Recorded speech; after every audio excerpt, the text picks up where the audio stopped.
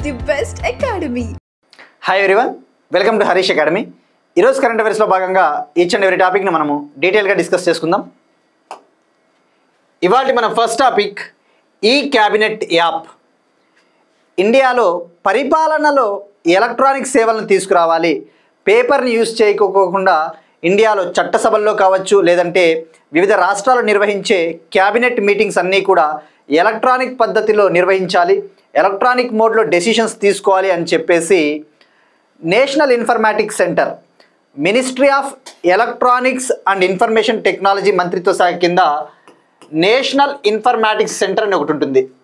National informatics centre ఇది different states, ఇండియాలో ఉన్న స్టేట్స్ కావచ్చు, ఏవైతే చట్టసభలు ఉంటాయో, ముఖ్యంగా ఏ కేంద్ర పాలిత ప్రాంతాల్లో అయితే ఈ చట్టసభలు ఉంటాయో వాటి కోసము క్యాబినెట్ సమావేశాలని ఎలక్ట్రానిక్ మోడ్లో నిర్వహించడం కోసం ఈ క్యాబినెట్ అనే ఒక యాప్ని డెవలప్ చేసింది ఎన్ఐసి. ఇక్కడ మనకి ఎగ్జామ్ పాయింట్ ఆఫ్ వ్యూలో ఈ క్యాబినెట్ యాప్ను ఎవరు అభివృద్ధి చేశారు, ఎవరు డెవలప్ చేశారు అంటే నేషనల్ ఇన్ఫర్మాటిక్స్ సెంటర్. ఇది ministry of electronics and information technology మంత్రిత్వ శాఖ కింద ఉంటుంది. మరి ఇప్పుడు ఈ క్యాబినెట్ యాప్ని వినియోగించి ఈ క్యాబినెట్ యాప్ ద్వారా అరుణాచల్ ప్రదేశ్ క్యాబినెట్ ఆప్కే ద్వార్ మీటింగ్ని తొలిసారిగా నిర్వహించింది. క్యాబినెట్ ఆప్కే ద్వార్ సమావేశం, ఇది ఒక మీటింగ్, అంటే ఒక క్యాబినెట్ మీటింగ్ని నిర్వహించింది ఈ క్యాబినెట్ యాప్ని ఉపయోగించి. సో ఇక అరుణాచల్ ప్రదేశ్ సీఎం విషయానికి వస్తే పెమా ఖండు, మనం నిన్ననే డిస్కస్ చేసుకున్నాం. అరుణాచల్ ప్రదేశ్లోని డాంగ్ విలేజ్ తొలిసారిగా సన్ రైజ్ ఫెస్టివల్, సూర్యోదయ ఉత్సవాన్ని కూడా నిర్వహించబోతా ఉన్నట్టు. సో ఈ కాంటెక్స్ట్లో మనకి ఎగ్జామ్ పాయింట్ ఆఫ్ వ్యూలో ఎప్పుడైనా కూడా డిజిటల్ ఇండియా గురించి తెలుసుకోవాలా. 2015 జూలై 1 గవర్నమెంట్ ఆఫ్ ఇండియా, ముఖ్యంగా మన Indian prime minister Narendra Modi గారు డిజిటల్ ఇండియా మిషన్ని లాంచ్ చేశారు. డిజిటల్ ఇండియా మిషన్ని ఎప్పుడు లాంచ్ చేశారు? 2015లో. ఈ డిజిటల్ ఇండియా మిషన్ ముఖ్య ఉద్దేశమే భారతదేశంలో అన్నింటినీ కూడా డిజిటల్ రూపంలో అందించాలి. We need to provide the all kind of services in the form of digital mode. ఇప్పుడు ఈ క్యాబినెట్ అంటే గుర్తుపెట్టుకోండి, ఇది డిఫరెంట్ స్టేట్ క్యాబినెట్స్ కోసము, స్టేట్ గవర్నమెంట్స్ కోసము డెవలప్ చేసిన పోర్టల్. ఇక అలానే నేషనల్ ఈ విధాన్ అప్లికేషన్ కూడా ఉంది. ఇది చాలా ఇంపార్టెంట్.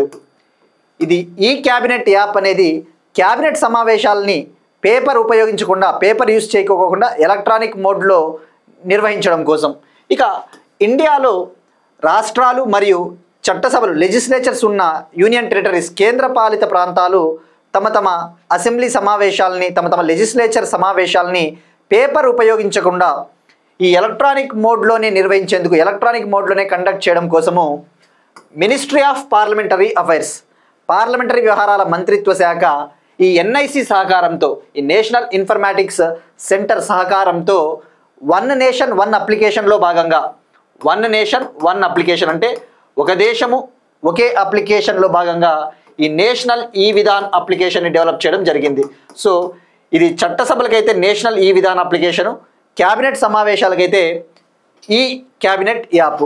ఇక్కడ ఎగ్జామ్ పాయింట్ ఆఫ్ వ్యూలో మనకి ఏవైనా గ్రూప్ 4, డిఎస్సి ఏ ఎగ్జామ్స్కైనా కూడా ఈ క్యాబినెట్ యాప్ని ఎవరు డెవలప్ చేశారు, ఏ రాష్ట్రము ఈ పద్ధతిలో మీటింగ్స్ నిర్వహించింది అనే విషయం తెలుసుకుంటే సరిపోతుంది. కానీ గ్రూప్ 2 లాంటి ఎగ్జామ్స్ అయితే, మీరు గ్రూప్ 2 ఏపీ గ్రూప్ 2 తీసుకున్నా, తెలంగాణ ఎక్కడ ఏ ఎగ్జామ్ తీసుకున్నా ఇవాళ రోజున ఐసీటీ అనే ఒక టాపిక్ ఉంటుంది. ఇన్ఫర్మేషన్ అండ్ కమ్యూనికేషన్ టెక్నాలజీలో పోర్టల్స్, అప్లికేషన్స్ గురించి అడుగుతారు. సో తప్పకుండా ఈ ఎన్ఐసి గురించి తెలుసుకోవాలి. ఇది 1976లో ఏర్పాటైంది, ఆ విషయం గుర్తుపెట్టుకోండి. దీని ముఖ్య ఉద్దేశం, the main work of NIC is to develop the software applications for the state governments and for the central government. కేంద్ర ప్రభుత్వానికి, రాష్ట్ర ప్రభుత్వాలకు అవసరమైన ఐటీ అప్లికేషన్స్ని డెవలప్ చేసి ఇస్తుంది. దీని హెడ్ క్వార్టర్స్ న్యూఢిల్లీ, గుర్తుపెట్టుకోండి, హెడ్ క్వార్టర్స్ న్యూఢిల్లీ, 1976లో ఏర్పాటైంది.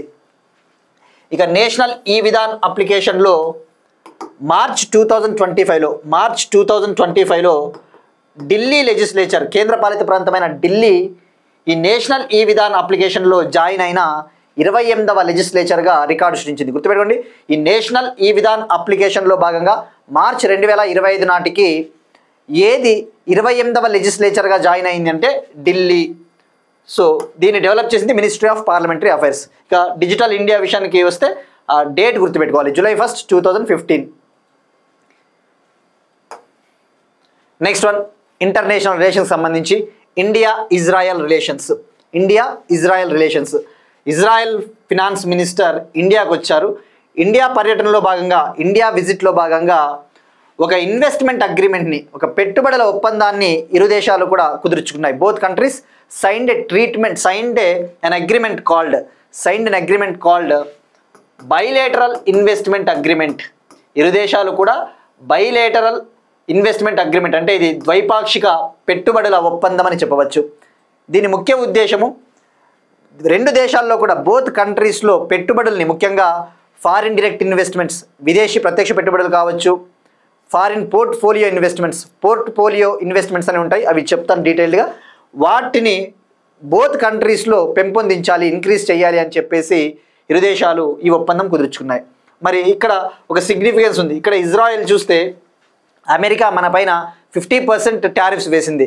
రష్యా నుంచి ఆయిల్ని ఎక్కువగా ఏ కంట్రీస్ పర్చేస్ చేస్తూ ఉన్నాయో, రష్యా నుంచి ఆయిల్ని ఎక్కువగా ఏ దేశాలు కొంటా ఉన్నాయో అటువంటి వాటిపైన అమెరికా ఎక్కువగా సుంకాలు విధిస్తూ ఉంటే ఇజ్రాయెల్ ఇది సమంజసమైన నిర్ణయమే, ఇది కరెక్ట్ డెసిషన్ అని చెప్పేసి చెప్పింది. బట్ ఈ కాంటెక్స్ట్లో ఇండైరెక్ట్గా ఇండియాని ఉద్దేశించి ఆ మాట అనిందని చెప్పవచ్చు. బట్ ఈ కాంటెక్స్ట్లో ఇండియాకి ఇజ్రాయెల్కి మధ్య కుదిరిన ఈ పెట్టుబడుల ఒప్పందం అనేది చాలా ఇంపార్టెంట్ అని చెప్పవచ్చు. ఇక్కడ ఇంకొక ప్రాముఖ్యత ఉంది. Here there is another significance regarding this bilateral investment agreement. ఆ ప్రాముఖ్యత ఏంటి అంటే ఈ ఇజ్రాయెల్ అనేది OECD కూటమిలో భాగము, organisation for the economic cooperation and development. OECD కూటమి ఇది ఒక ఇంటర్ గవర్నమెంటల్ ఆర్గనైజేషన్. మనకి ఏ విధంగా అయితే సార్క్, ఏషియాను, బిమ్స్టెక్ అలా ఉన్నాయో ఈ OECDలో ఇజ్రాయెల్ మెంబరు. ఇప్పుడు first OECD nation is Israel to sign a bilateral investment agreement with India. OECDలో భాగమైన ఒక దేశము భారతదేశంతో ఈ పెట్టుబడుల ఒప్పందాన్ని సంతకం చేయడము ఇదే ఫస్ట్ కంట్రీ. అంటే ఈ OECDలో ఇప్పటి వరకు ఏ కంట్రీ కూడా భారతదేశంతో ఈ ఒప్పందం కుదుర్చుకోలేదు. ఫస్ట్ కంట్రీ ఇజ్రాయెల్, ఆ విషయం గుర్తుపెట్టుకోండి. ఇక మరి ఏం చేయబోతా ఉన్నారు, అసలు ఈ బైలేటరల్ ఇన్వెస్ట్మెంట్ అగ్రిమెంట్లో ఉన్న అడ్వాంటేజెస్, అసలు ఫీచర్స్ ఏమున్నాయో మనకి ఒక 2 పాయింట్స్ తెలుసుకోవాలి. ఇప్పుడు ఏం చేయబోతా ఉన్నారు ఈ బైలేటరల్ ఇన్వెస్ట్మెంట్ అగ్రిమెంట్లో అంటే, ఫర్ ఎగ్జాంపుల్ ఇజ్రాయెల్ ఇండియాలో పెట్టుబడులు పెట్టాలి అనుకుంటా ఉందనుకోండి, విదేశీ ప్రత్యక్ష పెట్టుబడులు అంటే ఇక్కడికి వచ్చి కంపెనీ సెటప్ చేసి ఉపాధి కల్పిస్తారు, మ్యానుఫ్యాక్చరింగ్ చేస్తారు. ఇక్కడ ఒక క్లాజ్ ఉంటుంది.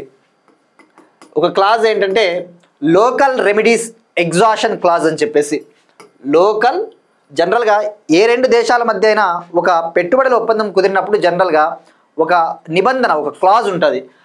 లోకల్ రెమెడీస్ ఎగ్జాషన్ అనే ఒక క్లాజ్ అంటే ఏంటంటే, ఫర్ ఎగ్జాంపుల్ ఇజ్రాయెల్ ఇండియాలో పెట్టుబడులు పెట్టాలని అనుకుంటా ఉంది, కానీ ఆ పెట్టుబడులకు సంబంధించి ఏదైనా వివాదం వచ్చింది అనుకోండి, if there is any dispute arise out of that investment, ఏదైనా ఒక వివాదం తలెత్తినప్పుడు ఇజ్రాయెల్ ఏం చేయాలి, ఇండియాలో పెట్టుబడులు పెడతా ఉంది కాబట్టి ఇండియాలో ఉన్న న్యాయ వ్యవస్థ జ్యుడిషియరీని అప్రోచ్ అవ్వాలి, జ్యుడిషియరీ దగ్గరికి వెళ్ళి ఆ సమస్యను పరిష్కరించుకోవాలి.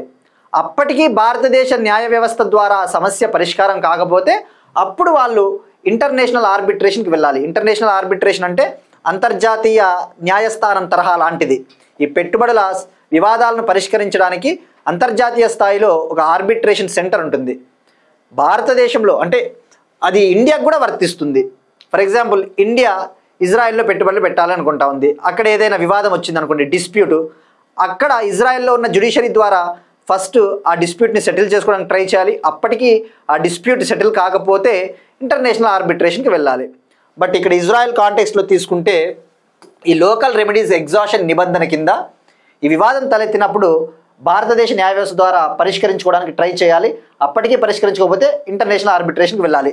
దీనికోసం టైం పీరియడ్ 5 years ఉన్నింది, అంటే 5 ఏళ్ళు పట్టేది. దీనివల్ల ఏమవుతుంది, ఈ పెట్టుబడులు ఆగిపోతాయి, ఇన్వెస్ట్మెంట్ పెట్టలేరు, ఉపాధి దొరకదు. సో ఇప్పుడు ఈ 5 years నుంచి 3 yearsకే తగ్గించారు. అంటే 3 ఏళ్ల లోపు కనుక ఇది పరిష్కారం కాకపోతే అంతర్జాతీయ ఆర్బిట్రేషన్కి వెళ్ళవచ్చు. సో ఇది ఈ క్లాజు. ఇక అలానే ఈ బైలేటరల్ ఇన్వెస్ట్మెంట్ అగ్రిమెంట్లో భాగంగా ఫారిన్ పోర్ట్ఫోలియో ఇన్వెస్ట్మెంట్స్ని కూడా యాడ్ చేశారు.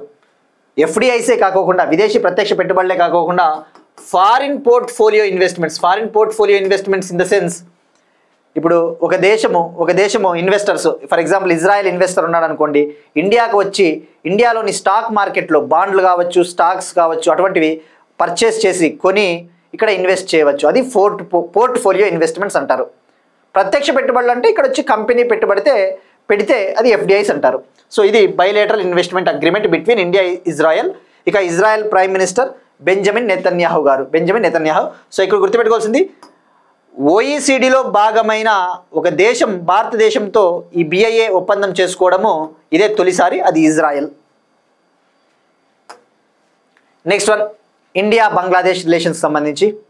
ఇండియా బంగ్లాదేశ్ మనం many times already India Bangladesh relations గురించి డిస్కస్ చేసుకున్నాం. మనము బంగ్లాదేశ్తో అత్యధికంగా ల్యాండ్ బార్డర్ని షేర్ చేసుకుంటా ఉన్నాం. With which country we are sharing highest land border is Bangladesh. ఏ దేశంతో మనం అత్యధికంగా ల్యాండ్ బార్డర్ని షేర్ చేసుకుంటున్నామంటే బంగ్లాదేశ్. మరి బంగ్లాదేశ్కి ఇండియాకి జనరల్గా ల్యాండ్ డిస్ప్యూట్సే కాకోకుండా ఒక జల వివాదాలు కూడా ఉన్నాయి. భారతదేశానికి బంగ్లాదేశ్కి ఎక్కువగా జల వివాదము, తీస్తా రివర్ డిస్ప్యూట్ ఏ కంట్రీతో అంటే బంగ్లాదేశ్తో మనకి. మరి కానీ అయినప్పటికీ కూడా బంగ్లాదేశ్తో మనకి అగ్రికల్చరల్ రిలేషన్స్ బాగా ఉన్నాయి. ముఖ్యంగా నార్త్ ఈస్టర్న్ ప్రాంతాలైన వెస్ట్ బెంగాల్, అస్సాము, త్రిపుర ఆ స్టేట్లలో ఫెస్టివల్ సీజన్లో, ముఖ్యంగా దుర్గా ఫెస్టివల్ నవరాత్రి వస్తూ ఉంది కదా, నవరాత్రి సీజన్లో హిల్సా ఫిష్ అనే చేపకు, హిల్సా అనే ఒక చేపకి ఎక్కువ డిమాండ్ ఉందట. హిల్సా, ఆ హిల్సా ఫిష్ని ఇలిష్ అని కూడా పిలుస్తారు, ఇలిష్ చేప అని కూడా పిలుస్తారు. ఈ హిల్సా ఫిష్ ఇండియాలో జనరల్గా చాలా కాస్ట్ అట.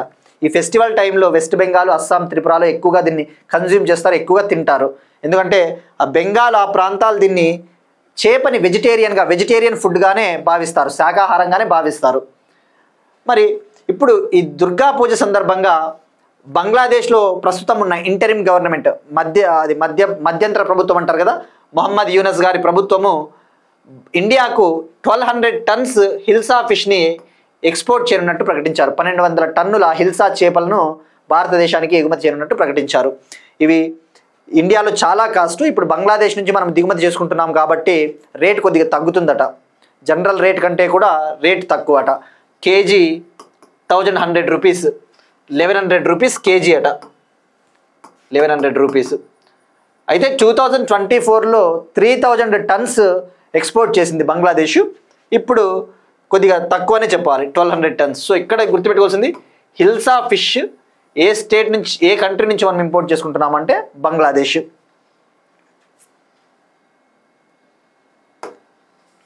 Next one, state specific current affairs. Rising Rajasthan programme. Rising Rajasthan కార్యక్రమం కింద రాజస్థాన్ ప్రభుత్వంతో 21,000 crore MOU పైన సంతకం చేసిన పంజాబ్ నేషనల్ బ్యాంక్. ఇది ఒక ప్రభుత్వ రంగ సంస్థ, పబ్లిక్ సెక్టార్ అండర్టేకింగ్. రాజస్థాన్లో డెవలప్మెంటల్ ప్రాజెక్ట్స్ చేపట్టడం కోసం, వివిధ రకాల అభివృద్ధి పనులు చేపట్టడం కోసం, ముఖ్యంగా సెల్ఫ్ హెల్ప్ గ్రూప్స్, అక్కడ ఉన్న స్వయం సహాయక సంఘాల మహిళలను ఎంపవర్ చేయడం కోసం, వాళ్లకు ఆర్థికంగా సాధికారిత, for making them as financially empowered, PNB Punjab National Bank entered into an agreement worth of 21,000 crore with the Rajasthan government under Rising Rajasthan program. So ఇక్కడ మనం తెలుసుకోవాల్సింది సింపుల్, డైరెక్ట్గా ఏ స్టేట్తో PNB కుదుర్చుకునిందంటే రాజస్థాన్. వర్త్ ఎంత? 21,000 crore. ఇక్కడ మనకి డిస్క్రిప్టివ్ పాయింట్ ఆఫ్ వ్యూలో కావచ్చు, జనరల్గా ఎకానమీలో మీరు కనుక ఏపీ గ్రూప్ 1 చూసినా, తెలంగాణ గ్రూప్ 1 చూసినా, లేదంటే ఈవెన్ గ్రూప్ 2లో అయినా ఎకానమీలో role of public sector undertakings in the socio economic development of the country. What is the role of public sector undertakings in the socio economic development of the country అంటాడు. అంటే భారతదేశ సామాజిక ఆర్థిక అభివృద్ధిలో ఈ ప్రభుత్వ రంగ సంస్థల పాత్ర ఎటువంటిది, ఎలా ఉంది అన్నప్పుడు మనము ఇటువంటివి డిస్క్రిప్టివ్ ఎగ్జామ్స్లో you can coat these kind of examples. Group 1 లాంటి ఎగ్జామ్స్లో ఇప్పుడు తెలంగాణ గ్రూప్ 1 కొద్దిగా అది ఇష్యూ కూడా ఉంది కాబట్టి ఒకవేళ ఏదైనా అలాంటి ఇష్యూస్ మళ్ళీ తెలంగాణ గ్రూప్ 1 పడినా కూడా ఆ డిస్క్రిప్టివ్ ఎగ్జామ్స్లో you can cite these kind of examples, ఇలాంటి ఉదాహరణల్ని మనం మెన్షన్ చేయవచ్చు. సో ఇక రైజింగ్ రాజస్థాన్. ఇక తెలంగాణ విషయానికి వస్తే రైజింగ్ తెలంగాణ ఇనిషియేటివ్ కూడా ఉంది కదా, 2047 కల్లా రైజింగ్ తెలంగాణ ప్రోగ్రాంలో భాగంగా తెలంగాణని వికసిత్ భారత్ 2047 లక్ష్యాలకు అనుగుణంగా తెలంగాణను అభివృద్ధి పథంలో నిలపాలి అని చెప్పేసి గవర్నమెంట్ లాంచ్ చేసిన ఒక vision document Telangana rising Telangana document. Next one, Bhupen Hazarika జయంతి వేడుకలను ఏడాది పొడవునా నిర్వహించనున్న అస్సాం ప్రభుత్వం. Assam government is going to conduct year long celebrations of Bhupen Hazarika's birth anniversary. ఇక్కడ భూపేన్ హజారికా గారు, ఈయన సింగర్, అస్సాంకు చెందిన ఒక ఫేమస్ సింగర్, ప్రముఖ సంగీత విద్వాంసుడు, సింగరు, అలానే ఫిల్మ్ మేకర్ కూడా అట, సినిమాలు తీశారు. ఇక ఈయన భారతరత్న గ్రహీత. He's an recipient of Bharat Ratna, he's a recipient of Bharat Ratna award. ఈయన సెప్టెంబర్ 8, 1926లో అస్సాంలో జన్మించారు. సెప్టెంబర్ 8, 1926లో జన్మించారు. 2011లో మరణించారు. అయితే 2026 సెప్టెంబర్ 8 నెక్స్ట్ ఇయర్ సెప్టెంబర్ 8 ఈయన శత జయంతి ఉత్సవాల్ని అస్సాం ప్రభుత్వం ఏడాది పొడుగునా నిర్వహించాలి అని చెప్పేసి ప్లాన్ చేస్తూ ఉంది. అస్సాం చీఫ్ మినిస్టర్ హిమంత బిశ్వ శర్మ గారు ప్రకటించారు. సో ఇక్కడ ఈ కాంటెక్స్లో తెలుసుకోవాల్సింది, ఈయన birth anniversary September 8. Prime minister Narendra Modi garu, union home minister Amit Shah garu శుభాకాంక్షలు తెలిపారు. సో ఈ కాంటెక్స్ట్లో మరి ఈయన ఇంపార్టెన్స్, ప్రాముఖ్యత ఏంటి అంటే, ఈయనని సంగీత కంఠ, సుధాకంఠ అని కూడా పిలుస్తారు. ఈయనని సుధాకంఠ అంటే దాని అర్థం ఏంటి, చాలా తీయని గొంతు కలిగిన విద్వాంసుడు సుధాకంఠ. అలానే బార్డ్ ఆఫ్ బ్రహ్మపుత్రగా కూడా పిలుస్తారట ఈయన్ని. Bard of Brahmaputra in the sense ఆ బ్రహ్మపుత్ర ప్రాంతంలో అద్భుతమైన musician, singer. So Bhupen Hazarika గారు ఏ రాష్ట్రానికి చెందినవారు అంటే అస్సాం. సో గుర్తుపెట్టుకోండి, ఈయన భారతరత్న అవార్డు గ్రహీత. Next one, Telangana current affairs. 7th all India prison duty meet, 7వ ఆల్ ఇండియా జైళ్ళ డ్యూటీ సమావేశము. ఇండియాలో ఈ జైళ్ళ శాఖను రీఫార్మ్ చేయాలి, ప్రిజన్ డిపార్ట్మెంట్స్ని రీఫార్మ్ చేయాలి, జైళ్ళ శాఖలను సంస్కరించాలి అని చెప్పేసి ఈ జైళ్ళ శాఖల్లో సంస్కరణలు తీసుకురావడం కోసము ఇవాళ సెప్టెంబర్ 9న 3 days పాటు, 3 రోజుల పాటు ఒక సమావేశం ప్రారంభమైంది. సెప్టెంబర్ 9 నుంచి సెప్టెంబర్ 11 వరకు.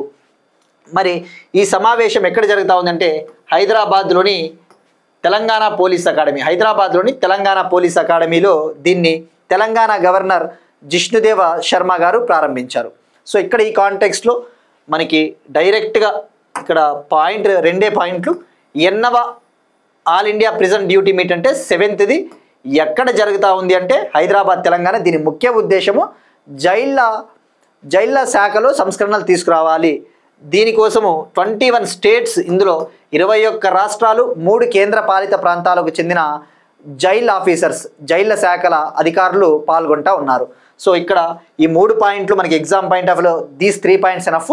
కానీ అడిషనల్గా మీరు పాలిటీలో 7th షెడ్యూల్లో, 7వ షెడ్యూల్లో లిస్ట్ 2లో స్టేట్ లిస్ట్ అని ఒకటి ఉంటుంది, రాష్ట్రాల జాబితా లిస్ట్ 2, 7వ షెడ్యూల్. ఇందులో ప్రిజన్స్ అనేది ఒకటి ఉంటుంది. ఈ రాష్ట్రాల జాబితాలో ఎంట్రీ 4 అంటే 4వ సబ్జెక్టు. ఈ స్టేట్ లిస్ట్లో 4వ సబ్జెక్టే ప్రిజన్స్. అంటే ఈ ప్రిజన్స్, ఈ జైళ్ళకు సంబంధించి రీఫార్మ్స్ తీసుకురావాలన్నా, ఏవైనా సంస్కరణలు తీసుకురావాలన్నా వాటికి అధికారము ఎవరికి అధికారం ఉంటుందంటే రాష్ట్రాలకు ఉంటుంది అని చెప్పేదే ఈ స్టేట్ లిస్ట్. సో ప్రిజన్స్ మనకి పాలిటీలో అడుగుతాడు, ఈ ప్రిజన్స్ ఏ లిస్ట్లో ఉందంటే గుర్తుపెట్టుకోండి స్టేట్ లిస్ట్. ఇలాంటివి నేను ఎందుకు ఇప్పుడు మెన్షన్ చేస్తూ ఉన్నాను అంటే, వాడు ఎగ్జామ్లో స్టేట్మెంట్స్ ఇచ్చినప్పుడు ఎలా అడుగుతాడంటే, క్రింది వాటిలో రాష్ట్ర జాబితాలో ఉన్న సబ్జెక్ట్స్ ఏవి అంటాడు. For example, which of the following subjects are included in the state list అంటాడు. అప్పుడు ఒక 4 ఆప్షన్లు ఇస్తాడు. ఎడ్యుకేషన్ అని, విద్యా వ్యవస్థ అని, హెల్త్, ప్రిజన్స్, ఇంకోటి ఫారెస్ట్స్ అని చెప్పేసి 4 ఆప్షన్స్ ఇస్తాడు. మనకి ఇప్పుడు కరెంట్ అఫైర్స్ క్లాస్లో భాగంగా ప్రిజన్స్ అని చెప్పేసి స్టేట్ లిస్ట్ అని మనకి గుర్తుంది అనుకోండి. యూపీఎస్సీ లేదా గ్రూప్ 2 లాంటి ఎగ్జామ్స్లో స్టేట్మెంట్స్ ఇచ్చినప్పుడు ఎలా అడుగుతాడంటే, ఆప్షన్ ఏలో 1, 2, 3 ఓన్లీ అంటాడు, లేదంటే 1, 2, 4 అంటాడు. అప్పుడు నీకు ప్రిజన్స్ అనేది స్టేట్ లిస్ట్ అని ఐడియా ఉంది అనుకో, మనకి ఎక్కడో చోట ఐడెంటిఫై చేయవచ్చు. లేదంటే ఇక్కడ క్రింది వాటిలో ఏవి కేంద్ర జాబితాలో ఉన్నాయి, which of the following subjects are included in the union list అని చెప్పేసి ఈ 4 ఆప్షన్లు ఇచ్చినప్పుడు మనకి ప్రిజన్స్ అనేది స్టేట్ లిస్ట్ అని మైండ్లో గుర్తుంది అనుకో, అప్పుడు దీన్ని ఈజీగా ఎలిమినేట్ చేయవచ్చు. ఇది యూనియన్ లిస్ట్ కాదు కాబట్టి థర్డ్ ఆప్షన్ రాంగ్ అవుతుంది. ఎక్కడైతే థర్డ్ ఆప్షన్ ఉండదో దాన్ని మనం టిక్ పెట్టవచ్చు. సో అది ఎలిమినేషన్ పద్ధతి మనకి హెల్ప్ అవుతుంది. ముఖ్యంగా ఇప్పుడు అబ్జర్వ్ చేస్తే గ్రూప్ టూలో కూడా అన్ని స్టేట్మెంట్స్ అడుగుతా ఉన్నాడు. సో ఇది ఇక ప్రిజన్ రీఫార్మ్స్ విషయానికి వస్తే, ఇటీవల మీరు కనుక పేపర్ చూస్తూ ఉంటే తమిళనాడులో కస్టోడియల్ డెత్ కేసు ఎక్కువగా ఉంది, అంటే కస్టోడియల్ టార్చర్. తమిళనాడులోని శివగంగా డిస్టిక్లో అజిత్ కుమార్ అనే ఒక సెక్యూరిటీ గార్డు, అజిత్ కుమార్ అనే ఒక టెంపుల్ సెక్యూరిటీ గార్డు ఆయన మరణించారు. అటాప్సీ రిపోర్ట్ ఏమని చెప్పింది, ఆయన పోస్ట్ మార్టం రిపోర్టు, ఆయన శరీరం పైన 44 ఇంజురీస్ ఉన్నాయి, 44 గాయాలు ఉన్నాయి, అంటే అతను టార్చర్ పెట్టి చంపేసిర్రు అని. అంటే ఈ కాంటెక్స్ట్లో కస్టోడియల్ డెత్స్ అనేది ఒక డిస్క్రిప్టివ్ టాపిక్ అవుతుంది, అనలిటికల్ ఇష్యూ. ఈ కస్టోడియల్ డెత్స్ అంటే మళ్ళీ ఎందుకు జరుగుతూ ఉన్నాయి, జైళ్ళ శాఖలో సీసీటీవీలు సరిగా ఉండటం లేదు, జైళ్ళ శాఖలో రీఫార్మ్స్ తీసుకురావాల్సిన అవసరం ఉంది. ఇటువంటివి మనకి కేస్ స్టడీస్లో కూడా మెన్షన్ చేయొచ్చు. Next one again Telangana current affairs. Telangana government ఆస్ట్రేలియాకు చెందిన డీకిన్ యూనివర్సిటీ సహకారంతో with the collaboration of Australia's Deakin university they are going to set up an artificial intelligence center of excellence in Telangana. ఈ ఆస్ట్రేలియాకు చెందిన డీకిన్ యూనివర్సిటీ సహకారంతో తెలంగాణలో ఈ ఆర్టిఫిషియల్ ఇంటెలిజెన్స్ సెంటర్ ఆఫ్ ఎక్సలెన్స్ని ఏర్పాటు చేయబోతా ఉన్నట్టు ప్రకటించారు. హైదరాబాద్లో ఏర్పాటు చేయబోతా ఉన్నారట. ఇందులో భాగంగా ఈ ఆస్ట్రేలియాకు చెందిన డీకిన్ యూనివర్సిటీ మరియు ఈ సెంటర్ ఆఫ్ ఎక్సలెన్స్ ఏదైతే ఉందో, ఈ ఏఐ సెంటర్ ఆఫ్ ఎక్సలెన్స్ తెలంగాణలోని యంగ్ ఇండియా స్కిల్స్ యూనివర్సిటీ సహకారంతో కోఆపరేషన్తో యువతకు అవసరమైన ఆర్టిఫిషియల్ ఇంటెలిజెన్స్ కోర్సెస్ అందించడం జరుగుతుంది. ఇక ఆర్టిఫిషియల్ ఇంటెలిజెన్స్కి సంబంధించిన ఇష్యూస్ అన్నీ కూడా many times we discussed. Like next year AI impact summit 2026లో కృత్రిమ మేధస్సు ఇంపాక్ట్ సమ్మిట్ ఇండియాలో జరగబోతా ఉంది. ఇండియా ఏఐ మిషన్ గురించి డిస్కస్ చేసుకున్నాము. సో ఇది తెలంగాణకు సంబంధించి ఏఐ సెంటర్ ఆఫ్ ఎక్సలెన్స్. ఇప్పుడు ఒక క్వశ్చన్ చూద్దాం. ఇది మనం ఇటీవల డిస్కస్ చేసింది బయోడైవర్సిటీ, జీవ వైవిధ్యానికి సంబంధించి. భారతదేశంలో రాబందులను సంరక్షించడానికి భారతదేశంలో మొదటి కన్జర్వేషన్ పోర్టల్ అంటే ఆ రాబందులకు సంబంధించి వాటి పరిరక్షణ స్థితి, ఇట్స్ కన్జర్వేషన్ స్టేటస్ ఏ స్థాయిలో ఉందని తెలుసుకోవడం కోసము ఒక పోర్టల్ని ఒక రాష్ట్ర గవర్నమెంట్ లాంచ్ చేసింది. ఆ పోర్టల్ పేరేంటి, ఎవరు లాంచ్ చేశారు, ఏ రాష్ట్రంలో లాంచ్ చేశారు? భారతదేశపు మొదటి వల్చర్ కన్జర్వేషన్ పోర్టల్, దీన్నే వల్చర్ నాలెడ్జ్ పోర్టల్ అని కూడా అంటారు. ఏ రాష్ట్రంలో లాంచ్ చేశారు, దాని పేరేంటి, what is the name of that, who launched it? దాన్ని ఒక ఎన్జిఓ లాంచ్ చేసింది. ఆ ఎన్జిఓ పేరేంటి ట్రై చేయండి. ఇక అలానే ఇండియాలో వల్చర్ స్పీషీస్ ఎన్ని ఉన్నాయి? వల్చర్ స్పీషీస్ అంటే ఈ రాబందుల జాతులు ఉన్నాయి, ట్రై చేయండి. ఇక్కడ ఇంకొకటి అండి, మీరు కామెంట్ సెక్షన్లో కామెంట్ చేస్తే ఏమవుతుందంటే, ఇవన్నీ నేను ఎందుకు ఇలా అడుగుతున్నానంటే ఇవన్నీ కూడా ఒకసారి రీకాల్ చేసుకున్నట్టు ఉంటుంది. ఇక్కడ మనకు క్వశ్చన్ ఒకటే కావచ్చు, వల్చర్ కన్జర్వేషన్ పోర్టల్ ఏ రాష్ట్రంలో లాంచ్ చేశారు అంటే ఇక్కడ పేరు ఎవరు లాంచ్ చేశారో తెలుసుకుంటే సరిపోతుంది. కానీ ఇవన్నీ కూడా మీరు ఒకసారి రీకాల్ చేసుకుంటే ఎన్విరాన్మెంట్ అండ్ బయోడైవర్సిటీలో హెల్ప్ అవుతాయి మనకి. సో ఎన్ని జాతులు ఉన్నాయి అని చెప్పేసి మనం తెలుసుకున్నాము. అలానే ఈ రాబందులు అంతరించిపోవడానికి ప్రధానమైన ఒక డ్రగ్, ఒక కెమికల్ ఈ లైఫ్ స్టాక్లో, ఈ జంతువులలో ముఖ్యంగా ఎద్దులు గేదెలలో వచ్చే ఈ డిసీజెస్, వ్యాధుల్ని నివారించడం కోసము ఒక డ్రగ్ని వాడతారు.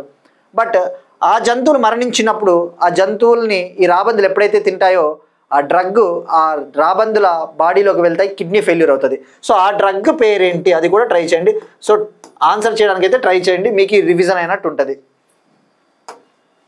Next one, Telangana language day, Telangana భాషా దినోత్సవం. Telangana government every year September 9న ప్రముఖ కవి, ప్రజాకవి కాళోజీ నారాయణరావు గారి జయంతిని, famous author Kaloji Narayanarao garu birth యానివర్సరీని తెలంగాణ లాంగ్వేజ్ డే, తెలంగాణ భాషా దినోత్సవంగా సెలబ్రేట్ చేసుకుంటా ఉన్నారు. ఈరోజు సెప్టెంబర్ 9th తెలంగాణ భాషా దినోత్సవం. ఈ సందర్భంగా 2015 నుంచి 2015 నుంచి ఎవ్రీ ఇయర్ తెలంగాణ భాష మరియు సాంస్కృతిక శాఖ, Telangana language and cultural department ఒక లిటరేచర్ అవార్డు, సాహితీ అవార్డు, సాహితీ పురస్కారము కాళోజీ అవార్డు పేరిట ఇవ్వడం జరుగుతూ ఉంది. ఎప్పటి నుంచి? 2015 నుంచి. ఇప్పుడు 2025 ఇయర్కి సంబంధించి నిన్ననే మనం డిస్కస్ చేసుకున్నాం, నెల్లుట్ల రమాదేవి గారికి ప్రజెంట్ చేయబోతూ ఉన్నారు. మరి అంటే ఇప్పుడు ఎన్నవది అవార్డు? ఈ year 11th award. Nellutla Ramadevi గారు ఈ అవార్డుని రిసీవ్ చేసుకుంటా ఉన్న 11th పర్సన్. ఇక కాళోజీ నారాయణరావు గారి విషయానికి వస్తే 1992లో ఈయనకి పద్మవిభూషణ్ అవార్డు వచ్చిందట. ఇక ఫస్ట్ అవార్డు గ్రహీత ఎవరో కూడా తెలుసుకోవాలి. 2015లో అమ్మంగి వేణుగోపాల్ గారికి ఈ అవార్డు లభించింది. ఇక ఇందులో భాగంగా ఒక అవార్డు ఉంటుంది, మెమెంటో ఇస్తారట. రివార్డ్ 1,10,116 రూపీస్, 1,1116 ఇవ్వడం జరుగుతుంది. మానిటరీ రివార్డు, నగదు ప్రోత్సాహకం. నెక్స్ట్ వన్, ఒక కాన్ఫరెన్స్ ఆర్మీకి సంబంధించి ఈ ఆర్మీ మిలిటరీ రిఫార్మ్స్ తీసుకురావడం కోసము ప్రైమ్ మినిస్టర్ మోడీ గారు కోల్కతాలో, వెస్ట్ బెంగాల్లోని కోల్కతాలో సెప్టెంబర్ 15th నుంచి 17th వరకు ఒక కాన్ఫరెన్స్ని ప్రారంభించబోతా ఉన్నారు. Combined commanders conference. ఈ కాన్ఫరెన్స్లో భాగంగా భారతదేశంలో ఉన్న సివిల్ లీడర్షిప్, అంటే ముఖ్యంగా ఈ గవర్నమెంట్లో టాప్ పొజిషన్లో ఉన్న లీడర్లు, అలానే ఆర్మీలో ఈ మిలిటరీలో టాప్ అధికారులు అటెండ్ కాబోతా ఉన్నారు. ఆర్మీలో ఏం రీఫార్మ్స్ తీసుకురావాలి, సంస్కరణలు తీసుకురావాలని చెప్పేసి ఇక్కడ చర్చించబోతా ఉన్నారు. మనకి ఎగ్జామ్ పాయింట్ ఆఫ్ వ్యూలో మనం ఆల్రెడీ డిస్కస్ చేసుకున్నాం. 2025ని మినిస్ట్రీ ఆఫ్ డిఫెన్స్, రక్షణ మంత్రిత్వ శాఖ ఇయర్ ఆఫ్ రీఫార్మ్స్, సంస్కరణల సంవత్సరంగా ప్రకటించింది. సంస్కరణల సంవత్సరం అంటే ఈ డిఫెన్స్కి సంబంధించి రీఫార్మ్స్ తీసుకురావాలి అని చెప్పేసి ఇటీవలే ఒక ప్రణాళికను కూడా లాంచ్ చేసింది కదా, 15 years ప్రణాళిక, technology and respective capability plan అని చెప్పేసి మనం డిస్కస్ చేసుకున్నాం. అది ఎన్నేళ్ల ప్రణాళిక? 15 years plan. So year of reforms 2025. మళ్ళీ థీమ్ కూడా మనం తప్పకుండా తెలుసుకోవాలి. ఈ conference theme year of reforms transforming for the future. Year of reforms అంటే 2025. Year of reforms transforming for the future అంటే భవిష్యత్తు కోసము సంస్కరించాల్సిన అవసరం ఉంది అనేది థీము. బట్ ఇంగ్లీష్లో గుర్తుపెట్టడానికి ట్రై చేయండి. Next one, international issues. మనం జనరల్గా మీరు అబ్జర్వ్ చేస్తే ఆర్డర్లో ఇండియాకి ఇతర దేశాలతో ఉన్న సంబంధాలు స్టార్టింగ్లో డిస్కస్ చేసుకుంటున్నాం. బట్ ఇక ఇతర దేశాల్లో ఏం జరుగుతూ ఉన్నాయి అటువంటి విషయాల్ని మనము లాస్ట్లో డిస్కస్ చేసుకోవడం జరుగుతుంది. ఇక Gaza crisis, Israel Gaza conflict, Israel Gaza వివాదం ఎక్కువగా నడుస్తూ ఉంది. ఇటీవలనే యునైటెడ్ నేషన్స్, ఐక్యరాజ్య సమితికి సంబంధించిన ఒక ఆర్గనైజేషన్ గాజాలో ఫెమైన్ వచ్చేసింది, అంటే తీవ్రమైన క్షామం, అక్కడ పీపుల్ అందరూ కూడా హంగర్తో మరణిస్తూ ఉన్నారు, స్టార్వేషన్తో, ఆకలి చావులు ఎక్కువ అవుతున్నాయని చెప్పేసి ఫెమైన్ ప్రకటించింది, కరువుని ప్రకటించింది. మరి ఈ కాంటెక్స్ట్లో ఈ ఇజ్రాయెల్ చేస్తూ ఉన్న ఈ మారణ హోమాన్ని, ఈ జీనోసైడ్ని ఖండిస్తూ ఇజ్రాయెల్కి మిలిటరీ ఎయిడ్ ఆపేయాలి, అంటే ఇజ్రాయెల్కి ఎటువంటి మిలిటరీ ఎక్విప్మెంటు అందకుండా చేయాలి. ముఖ్యంగా ఇక్కడ మీరు అబ్జర్వ్ చేస్తే స్పెయిన్ ఉంది, ఈ స్పెయిన్ నుంచి ఇక్కడ ఇజ్రాయెల్ ఉంది. ఈ స్పెయిన్ పోర్ట్స్ ద్వారా ఇజ్రాయెల్ కంట్రీకి అవసరమైన, ముఖ్యంగా ఇజ్రాయెల్ మిలిటరీ షిప్స్కి అవసరమైన ఇంధనం, ఫ్యూయల్ని సప్లై చేయకూడదు, ఈ స్పెయిన్ పోర్ట్ల ద్వారా మేము సప్లై చేయము అని చెప్పేసి Spain prime minister Pedro Sanchez గారు ఒక 9 సూత్రాల ప్రణాళికని ప్రకటించారు. 9 measures అంటే 9 సూత్రాలు, అంటే ఈ చర్యలు తీసుకుంటే ఇజ్రాయెల్ని మనం నివారించవచ్చు, వీ కెన్ కంట్రోల్ ఇజ్రాయెల్ అని చెప్పేసి 9 measuresని ప్రకటించారు. అందులో ఒకటి, ఈ ఇజ్రాయెల్ మిలిటరీ షిప్లకి ఫ్యూయల్ ఈ స్పెయిన్ పోర్ట్స్ ద్వారా అందకుండా చేయాలి. అలానే స్పెయిన్ ఇజ్రాయెల్తో ఎటువంటి మిలిటరీ డీల్స్ కుదుర్చుకోకూడదు, అంటే రక్షణ శాఖకు సంబంధించిన ఉత్పత్తులు కొనకూడదు, అమ్మకూడదు, అటువంటివి కొన్ని మెజర్స్ తీసుకునింది అనమాట. సో ఇక్కడ గుర్తుపెట్టుకోవాల్సింది 9 measures ఏ కంట్రీ లాంచ్ చేసిందంటే Spain prime minister Pedro Sanchez గారు. ఇక మీరు అబ్జర్వ్ చేస్తే స్పెయిన్ క్యాపిటల్ మాడ్రిడ్.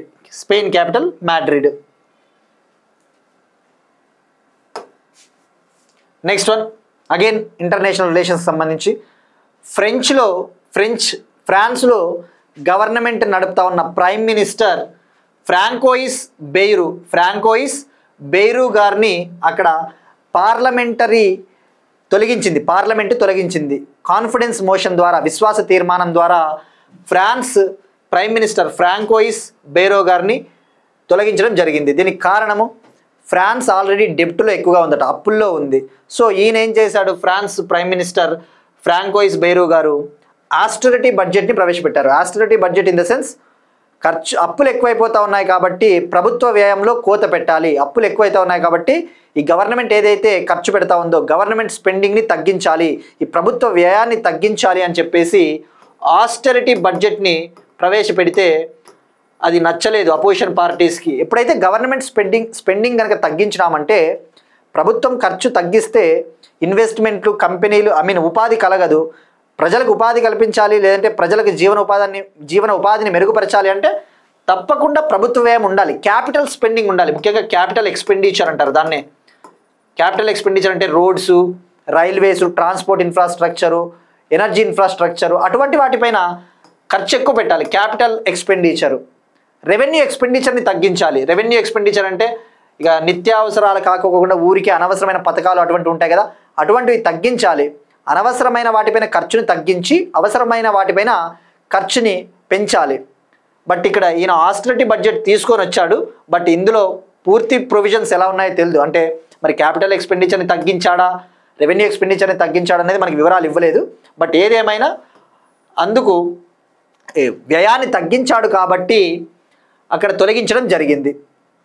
మరి ఫ్రాన్స్ ప్రెసిడెంట్ విషయానికి వస్తే ఎమ్మాన్యుయల్ మ్యాక్రాన్. ఇక మనకి ఎగ్జామ్ పాయింట్ ఆఫ్ వ్యూలో జీరో బేస్డ్ బడ్జెటింగ్ అని ఉంటుంది. జస్ట్ ఒక మినిట్ తెలుసుకోవాలి, ఎందుకంటే ఈ కాన్సెప్ట్ వచ్చింది కాబట్టి. జీరో బేస్డ్ బడ్జెటింగ్ అంటారు ఇండియాలో. జీరో బేస్డ్ బడ్జెటింగ్ అంటే ఇది 1987లో ప్రవేశపెట్టారు ఇండియాలో. 1987లో అంటే ప్రభుత్వ వ్యయాన్ని అనవసరమైన వాటిపైన ఖర్చు పెట్టుకోకుండా అవసరమైన వాటిపైనే ఖర్చు పెట్టాలి, అదే జీరో బేస్డ్ బడ్జెటింగ్. ఇది చాలా ఇంపార్టెంట్. ఒక రాష్ట్రం అభివృద్ధి కావాలంటే అనవసరమైన వెల్ఫేర్ స్కీమ్స్ ఉంటాయి కదా, ఈ ఉచిత పథకాలకి డబ్బులు తగ్గించాలి. ఫ్రీబీస్ ఇండియాలో ఎక్కువగా ఇస్తూ ఉంటారు కదా, ఫ్రీబీస్, ఉచిత పథకాలు. ఈ ఉచిత పథకాలు ఈ ఫిస్కల్ డిజాస్టర్, ఆర్థిక వ్యవస్థ కూలిపోవడానికి ఒక పాస్పోర్ట్ లాగా పనిచేస్తుంది. Freebies acts like A passport to fiscal disaster అని చెప్పేసి చెప్పింది. అంటే ఉచిత పథకాలని మనము ఎక్కువగా అమలు చేయకూడదు. సో ఇది ఈ quotation you can use it in exams. Next one, నేపాల్లో జనరేషన్ జెడ్ నిరసనలు. నేపాల్లో జనరేషన్ జెడ్ ప్రొటెస్ట్స్ మననే డిస్కస్ చేసుకున్నాం. నేపాల్ గవర్నమెంట్ అక్కడ 26 సోషల్ మీడియా ప్లాట్ఫామ్స్ని లైక్ ఫేస్బుక్, ట్విట్టర్ ఇటువంటి వాటిని బ్లాక్ చేసింది, నిషేధించింది, బ్యాన్ చేసింది. దానికి కారణము అవి అక్కడ రిజిస్ట్రేషన్, ముఖ్యంగా లైక్ కాంప్లయన్సీ రిక్వైర్మెంట్స్ని ఫాలో అవ్వట్లేదు, అవి సరైన నిబంధనలు పాటించడం లేదని చెప్పేసి 26 సైట్లని, ముఖ్యంగా 26 సోషల్ మీడియా సైట్స్ని బ్యాన్ చేస్తే అక్కడ నేపాల్లో ఈ జనరేషన్ జెడ్ యువత ప్రొటెస్ట్లు చేసింది. ఇక నేపాల్ ప్రభుత్వం, కేపీ శర్మ ఓలీ గవర్నమెంట్ దిగొచ్చింది, మళ్ళీ ఆ డెసిషన్ని వెనక్కి తీసుకునింది, వాటిని తిరిగి అలో చేయడం జరిగింది. సో ఇక్కడ ఈ కాంటెక్స్లో ఈ టర్మ్ చాలా ఇంపార్టెంట్. ఎగ్జామ్లో ఎలా అడుగుతా అంటే జన్ జెడ్ ప్రొటెస్టు ఇటీవల ఏ కంట్రీలో జరిగాయంటే నేపాల్. మరి ఇక్కడ జెన్ జెడ్ అంటే ఎవరు? Those who are born between 1997 and 2012. ఎవరైతే 1997 సంవత్సరం నుంచి 2012 మధ్య జన్మించి ఉంటారో జన్ జెడ్ అంటారు. జనరేషన్ జెడ్ అంటే వీళ్ళు రిలేటివ్లీ వెరీ యంగర్ అని చెప్పవచ్చు. ఈ మధ్యన 1997 to 2012 జనరేషన్.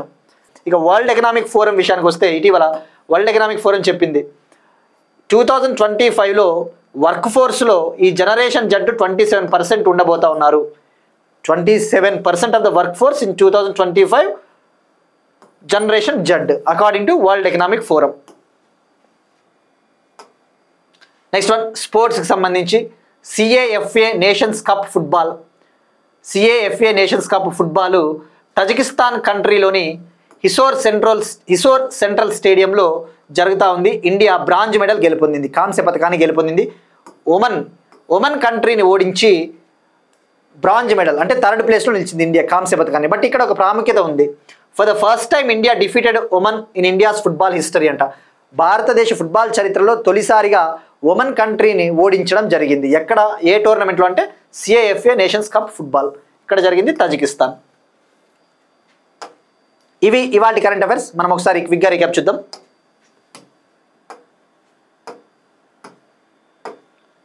పూర్తి పేపర్లెస్ క్యాబినెట్ ఆప్కే ద్వార్ సమావేశము Arunachal Pradesh cabinet. India Israel మధ్య కుదిరిన బైలేటరల్ ఇన్వెస్ట్మెంట్ అగ్రిమెంట్. హిల్సా చేపలను ఎక్స్పోర్ట్ చేయనున్న బంగ్లాదేశ్. రైజింగ్ రాజస్థాన్ కార్యక్రమం కింద రాజస్థాన్ ప్రభుత్వంతో 21,000 crore అవగాహన ఒప్పందంపై PNB సంతకం. భూపేన్ హజారికా జయంతి వేడుకలను ఏడాది పొడవునా నిర్వహించనున్న అస్సాం ప్రభుత్వం. 7వ all India prison duty meet 2025 హైదరాబాద్లో ప్రారంభమైంది. తెలంగాణలో ఏర్పాటు కానున్న AI centre of excellence. Telangana భాషా దినోత్సవం September 9th. కంబైన్డ్ కమాండర్స్ కాన్ఫరెన్స్ను ప్రారంభించనున్న ప్రైమ్ మినిస్టర్ మోడీ. గాజా జీనోసైడ్ను ఆపడం కోసం 9 సూత్రాల ప్రణాళికను ప్రకటించిన Spain prime minister. French prime minister Francois Bayrou తొలగింపు. నేపాల్లో జనరేషన్ జెడ్ నిరసనలు. CAFA నేషన్స్ కప్ ఫుట్బాల్లో ఒమన్ను ఓడించి బ్రాంజ్ మెడల్ను గెలుపొందిన Indian football team. That's it. These are today's current affairs. Will meet you again tomorrow and thank you everyone.